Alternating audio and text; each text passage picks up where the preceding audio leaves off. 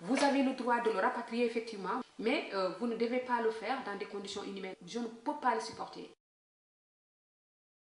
Voilà, c'était un incident malheureux qui s'est produit le 11 mars 2008, lorsque je prenais le vol 703 à destination de Nouakchott, le vol Air France à destination de Nouakchott.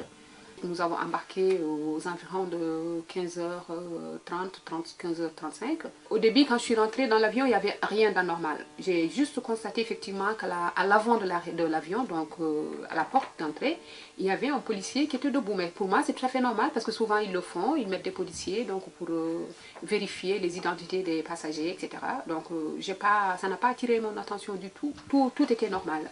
Donc j'ai rangé mes affaires, je me suis assise donc à mon siège, j'ai déposé mon sac par terre et au moment où juste je tirais un journal, j'ai entendu des cris, comme tous les passagers d'ailleurs, et nous nous sommes tous retournés d'un seul coup, vers l'arrière de l'avion où le cri plaintif et de dépression venait. Donc, je me suis levée de mon siège, mais je ne suis pas sortie. Je me suis accoudée sur le dossier de mon siège en disant, mais qu'est-ce qui se passe? Qu'est-ce qui se passe en même temps que les autres passagers? Alors, un policier est venu vers moi en me disant, Madame, rasseyez-vous parce que c'est une reconduite à la frontière.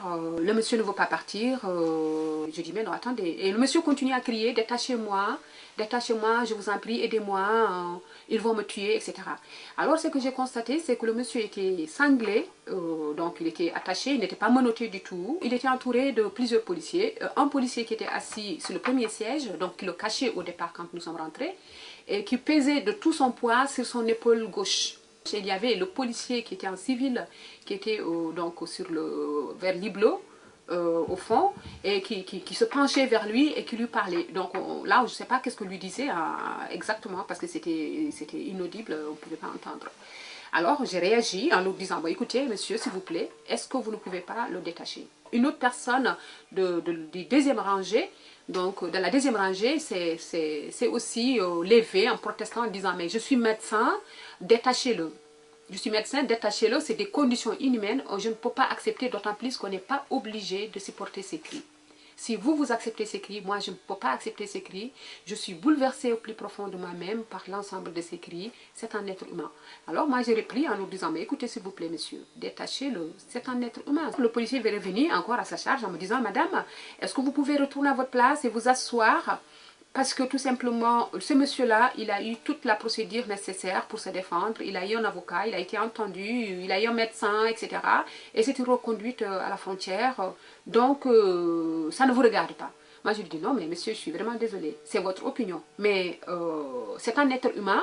Vous avez le droit de le rapatrier effectivement. Vous avez le droit de l'expulser effectivement.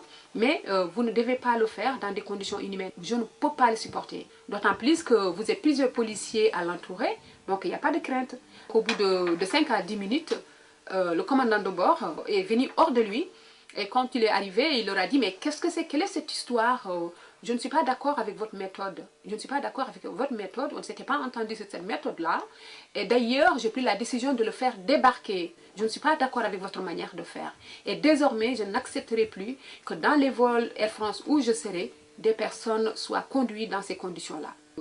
Au bout d'un certain temps, ils ont fait venir du renfort avec leurs supérieurs qui ont pris le commandant de bord donc, à côté. Ils ont discuté ensemble fort longtemps. Ensuite, ils sont revenus. Donc, quand ils sont revenus, ils ont enlevé les sangles donc, aux passagers. Ils ont décidé, on a compris donc qu'ils ont décidé de le descendre, de le débarquer. Mais au bout de 2 minutes, ils sont revenus, ils ont fait monter une autre unité de policiers.